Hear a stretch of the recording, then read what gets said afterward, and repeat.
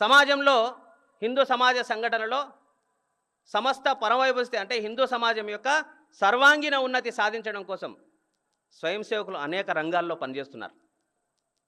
శాఖా ద్వారా నిర్మాణమైనటువంటి వ్యక్తులు ఎవరైతే ఉన్నారో ఆ వ్యక్తులు సమాజంలో అనేక రంగాల్లో పనిచేస్తూ వస్తున్నారు. గత 60-70 సంవత్సరాల నుంచి వివిధ క్షేత్రాల్లో స్వయం సేవకులు వెళ్ళారు. ఆ రంగాల్లో మనలాంటి ఆలోచన ఏదైతే దేశభక్తి కోసం జీవించేటువంటి వ్యక్తుల నిర్మాణం ఏదైతుందో, ఈ దేశ హితం కోసమే నా జీవితం అనేటువంటి ఒక భావన మన లక్ష్యం ఏదైతుందో ఆ లక్ష్యాన్ని ఆ రంగంలో తీసుకెళ్లడం కోసం స్వయం సేవకులు అనేక మంది అనేక రంగాల్లో పనిచేస్తూ వచ్చారు. కార్మిక రంగంలో భారతీయ మజ్దూర్ సంఘ్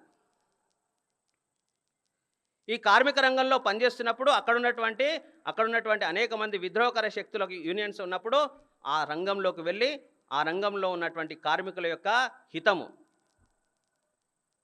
పరిశ్రమ నడిపించేటువంటి వ్యక్తుల యొక్క హితము, దేశహితం కోసం పనిచేసేటువంటి కార్మికులు తీర్చిదిద్దే పనిచేసింది. ఎర్ర జెండా స్థలంలో పరమ పవిత్ర భగవద్ధ్వజం ఎగిరింది. లాల్ సలాం అనేటువంటి నినాదంలో భారత మాతాకి జయ అనేటువంటి నినాదం వచ్చింది. ఆ రంగంలో స్వయం సేవకులు వెళ్ళిన తర్వాత ఆ పరిణామం ఆ కార్మిక రంగంలో కనబడ్డది. ఇప్పుడు ఈరోజు ఉన్నటువంటి ఆ సంస్థ ఈరోజు అత్యంత సభ్యత్వం ప్రపంచంలో ఉన్నటువంటి అనేక మంది కోట్ల మంది సభ్యత్వం ఉన్నటువంటి లక్షల మంది సభ్యత్వం ఉన్నటువంటి సంస్థ ఈరోజు.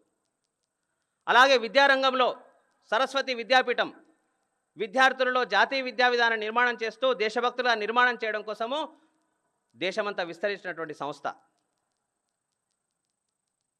13,000 పాఠశాలల్లో 35 లక్షల మంది విద్యార్థులు అందులో చదువుతున్నారు. విద్యారంగంలో విద్యారంగంలో ఒక మార్గాన్ని చూపించింది ఆ సంస్థ. విద్యార్థి రంగంలో విద్యార్థి పరిషత్ జ్ఞానం శీలం ఏకత అనేటువంటి పద్ధతిలో విద్యార్థులను దేశహితం కోసం పనిచేసేటువంటి వ్యక్తులుగా తయారు చేయడం కోసము విద్యార్థి పరిషత్ పనిచేస్తున్నది.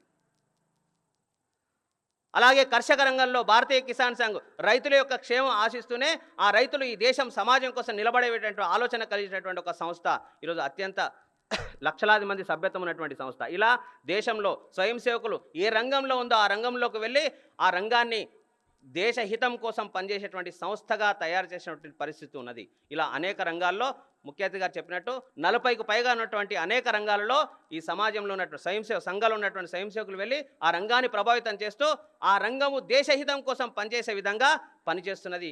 ఈ దృశ్యము ఈ అనుభవము ఈరోజు ఈ సమస్త హిందూ సమాజము చూస్తూ వస్తున్నది. అలాగే ఈ సమాజంలో నాగరికతకు నోచుకున్నటువంటి వాళ్ళు వనవాసులు గిరివాసులు ఉన్నటువంటి ఎవరైతే ఉన్నారో వాళ్ళందరూ కూడా విద్యా వైద్యం అందించడం కోసం వనవాసి కళ్యాణాశ్రమం పనిచేస్తున్నది.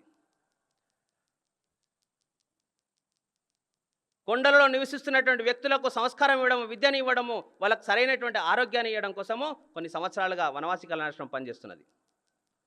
అలాగే దేశంలో ఆర్థిక రేఖకు దిగువన ఉన్నటువంటి సమాజం ఏదైతుందో ఆ సమాజానికి సంఘము సేవాభారతి ద్వారా 1,50,000 సేవా కార్యక్రమాలు నిర్వహిస్తున్నది స్వయం సేవకుల ద్వారా.